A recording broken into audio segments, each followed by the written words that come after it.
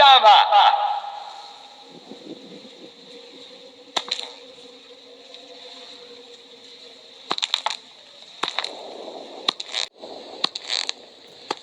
ये रामगढ़ वाले अपनी बेटियों को कौन चक्की का पिसा आटा खिलाते हैं।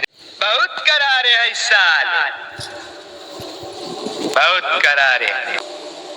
अब देखो छमिया, अगर अपने यार की जिंदगी चाहिए तो जरा कुछ नाच गाना दिखा दो हमको। बसंती इन कुत्तों के सामने मत नाचना। नहीं प्राणनाथ, आज नाचने दो हमको। क्यों मना कर रहे हो? ये कुत्ते हैं, ये जब हमारे घर के आगे पीछे झुंड बनाकर नाचने आते हैं तो क्या हम लोग नहीं देखते हैं? तो आज इनके सामने हमको नाच लेने दो प्राणनाथ। आज मना ना करो मेरे प्राणनाथ, नहीं तो ये कुत्ते तुम्हारा मांस नोच डालेंगे।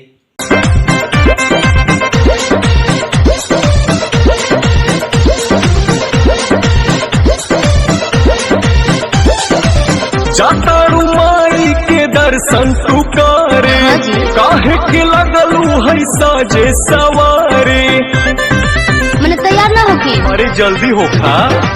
जातारू माई के दर्शन तू करे, काहे के लगलू है साजे सवारे। रील बनी मंदिर के गेट पहुंची जा।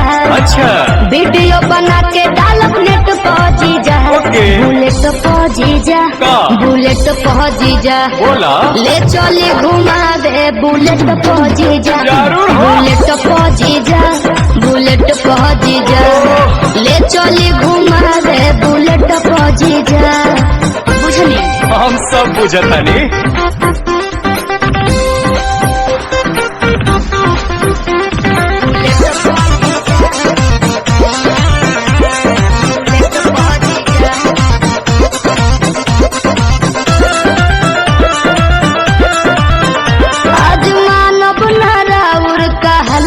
जीजा सूट पहन के तैयार बनी ललता जीजा। अच्छा ठीक बा। ए जीजा जी सुना, जौन कहबू खाए के साली उ घर ही लिया दे हबो। डेरी मिल्क कहा चॉकलेट तू पाकिट खिया दे हबो। मालूम ना हम चॉकलेट पहुंची जा। चौमिन चाट के प्लेट पहुंची जा। बुलेट पहुंची जा, बुलेट पहुंची जा। ले चले घुमावे, बुलेट पहुंची जा। बुलेट पहुंची जा, बुलेट पहुंची जा। ले चले घुमावे, बुलेट पहुंची जा। अरे भागत कहे बनी? कहाँ भागतानी?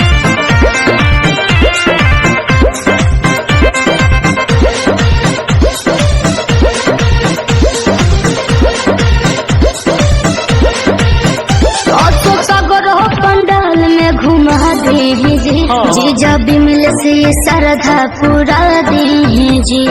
ठीक बनू, फिर कुछ ना कहो। अच्छा सुना, जय माई के दर्शन करे की तो वीडियो बनावे जाइबू। माना बतिया बिना पांडे के का मोबाइल भूलावे जाइबू। आई है नेतार गेट पहुंची जा। चली पंडाल वाला गेट पहुंची जा। बुलेट पहुंची जा, बुलेट पहुंची जा। ले चली घुमावे, बुलेट पहुंची जा। बुलेट पहुंची जा, बुलेट पहुंची जा। ले चली घुमावे, बुलेट पहुंची जा। बुझनी? अच्छा।